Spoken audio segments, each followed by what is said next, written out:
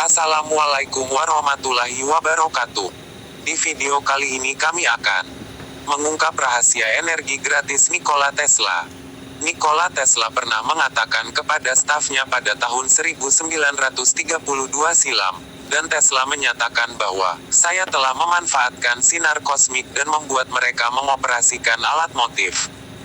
Investigasi sinar kosmik adalah subjek yang sangat dekat dengan saya. Saya adalah orang pertama yang menemukan sinar ini dan secara alami saya merasa ke arah mereka seperti saya terhadap daging dan darah saya sendiri. Saya telah mengajukan teori tentang sinar kosmik dan pada setiap langkah investigasi saya menemukannya benar. Ciri-ciri menarik dari sinar kosmik adalah kekonstanannya. Mereka menghujani kita sepanjang 24 jam penuh. Dan jika sebuah pabrik dikembangkan untuk menggunakan kekuatan mereka, ia tidak akan memerlukan perangkat untuk menyimpan energi sebagaimana diperlukan dengan perangkat yang menggunakan angin, pasang surut, atau sinar matahari. Semua penyelidikan saya tampaknya mengarah pada kesimpulan bahwa mereka adalah partikel kecil, masing-masing membawa muatan yang sangat kecil sehingga kita dibenarkan menyebut mereka sebagai neutron. Mereka bergerak dengan kecepatan tinggi, melebihi cahaya. Lebih dari 25 tahun yang lalu saya memulai upaya saya untuk memanfaatkan sinar kosmik dan sekarang saya dapat menyatakan bahwa saya telah berhasil mengoperasikan alat motif melalui mereka. Saya akan memberitahu Anda secara paling umum. Sinar kosmik mengionisasi udara, membebaskan banyak muatan ion dan elektron. Muatan ini ditangkap dalam kondensor yang dibuat untuk dibuang melalui sirkuit motor. Saya memiliki harapan untuk membangun motor saya dalam skala besar, tetapi keadaan belum mendukung untuk melaksanakan rencana saya. 1. Perangkat untuk memanfaatkan energi kosmik gratis ditandatangani Nikola Tesla. Kekuatan baru ini untuk menggerakkan mesin-mesin dunia akan berasal dari energi yang mengoperasikan alam semesta, energi kosmik, yang sumber utamanya untuk bumi adalah matahari dan yang ada di mana-mana dalam jumlah tak terbatas. Ini adalah diagram penerima energi radiasi Tesla yang pertama. Ini menyimpan listrik statis yang diperoleh dari udara dan mengubahnya menjadi bentuk yang dapat digunakan. Penemuan Tesla adalah versi sederhana dari TH. Perangkat Moray. Perangkat Moray menggunakan penyearah unik, revolve, untuk secara efisien menangkap listrik statis dari udara di sekitarnya.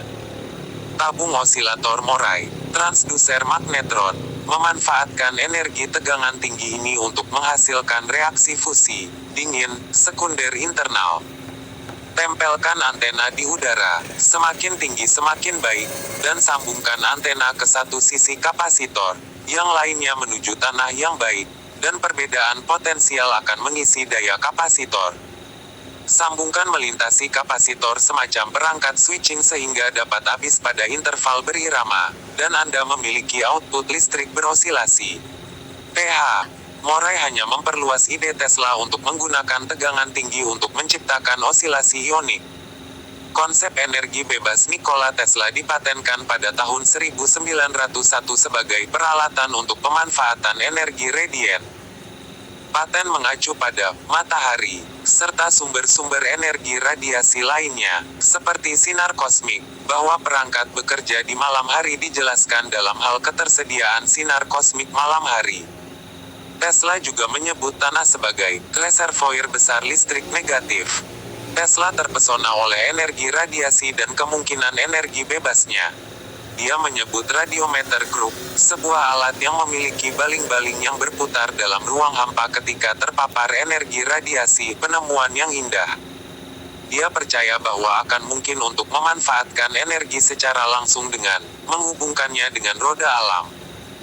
Pada ulang tahunnya yang ke-76 di konferensi pers tahunannya, Tesla mengumumkan motor sinar kosmik. Ketika ditanya apakah itu lebih kuat daripada radiometer group, dia menjawab, ribuan kali lebih kuat. Pada tahun 1901 Nikola Tesla adalah orang pertama yang mengidentifikasi energi radiasi. Tesla mengatakan bahwa sumber energi ini adalah matahari kita. Dia menyimpulkan bahwa matahari memancarkan partikel-partikel kecil, masing-masing membawa muatan yang sangat kecil, sehingga mereka bergerak dengan kecepatan tinggi, melebihi cahaya. Lebih lanjut, Tesla menyatakan bahwa partikel-partikel ini adalah partikel neutron. Tesla percaya bahwa partikel neutron ini bertanggung jawab atas semua reaksi radioaktif.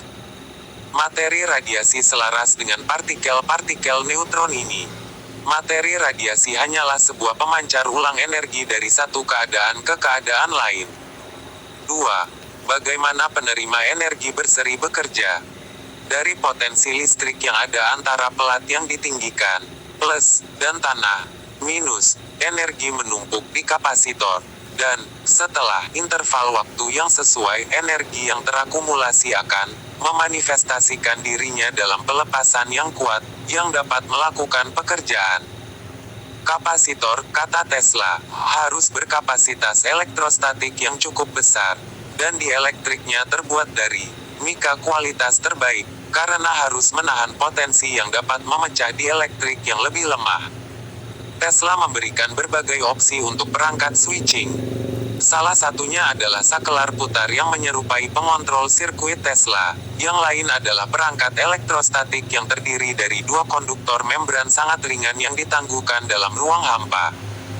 Ini merasakan penumpukan energi dalam kapasitor, satu pengisian positif negatif lainnya, dan, pada tingkat pengisian tertentu, tertarik, menyentuh, dan dengan demikian menyalakan kapasitor.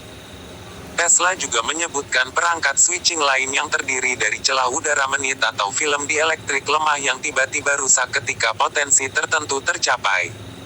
Tesla menerima 2 paten untuk perangkat energi radiasi ini. Paten AS 685.957 alat untuk pemanfaatan energi radian dan paten AS 685.958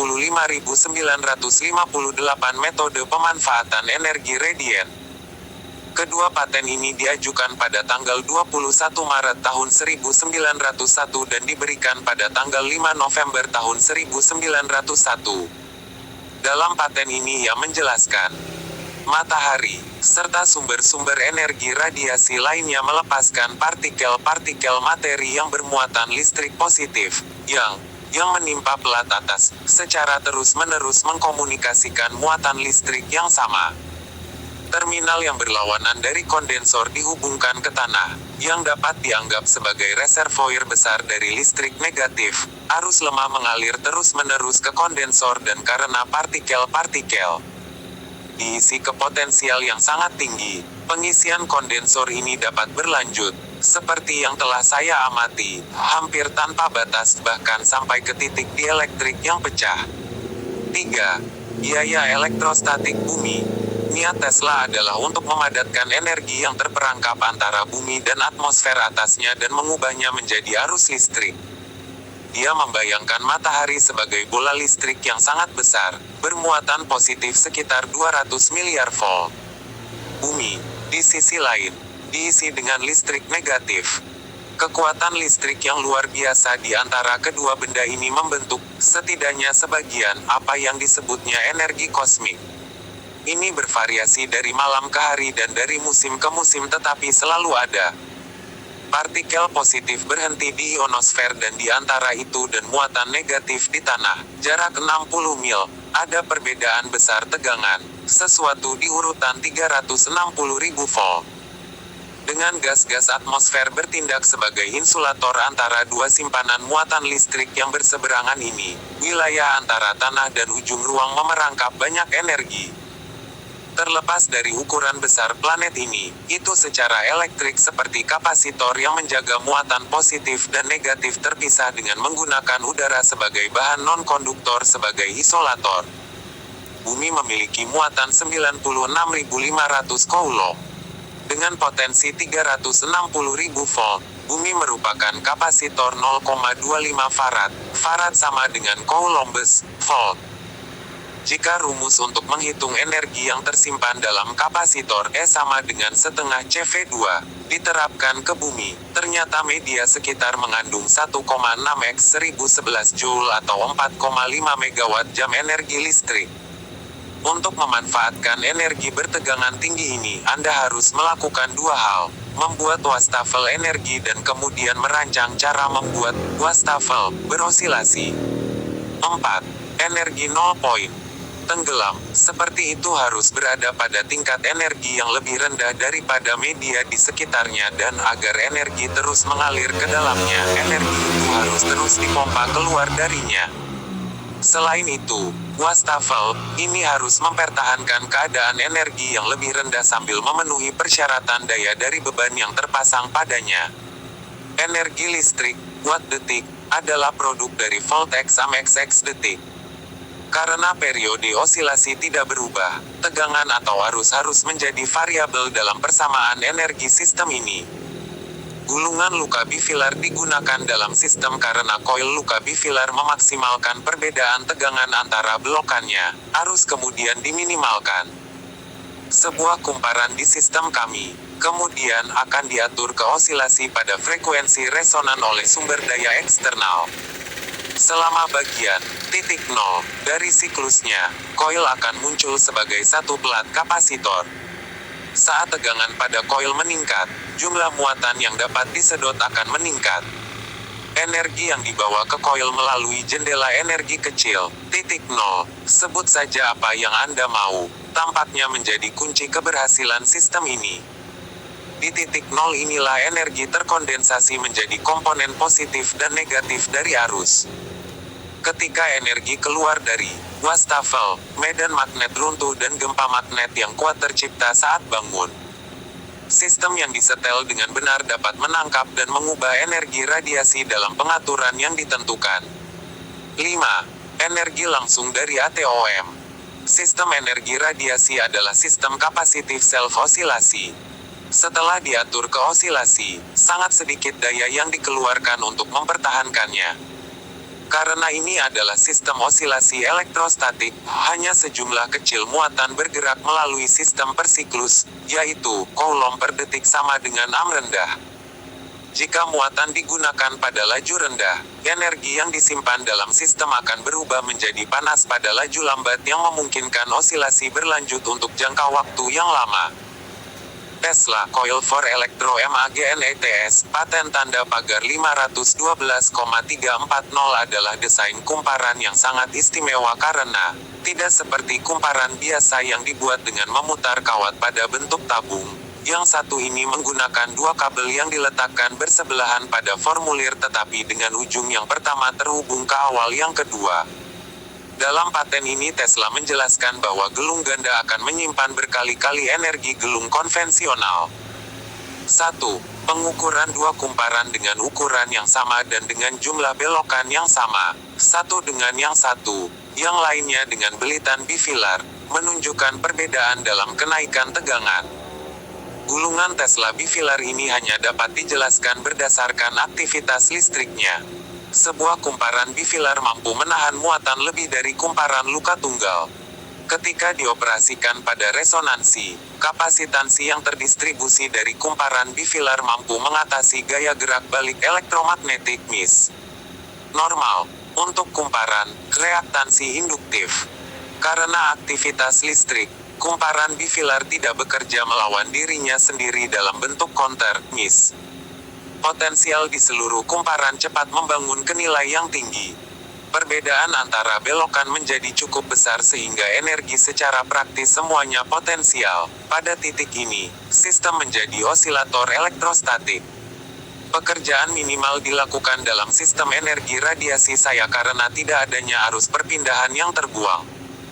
Ketika kehilangan panas kecil terjadi, osilasi dipertahankan oleh muatan berlebih yang dihasilkan oleh reaksi katalitik atau energi disedot dari momen kinetik dari muatan ini.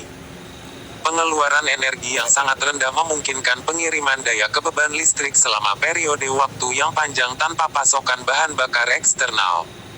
Setelah input energi awal dari sumber luar, generator listrik energi radiasi akan beroperasi sebagai perangkat yang sangat efisien.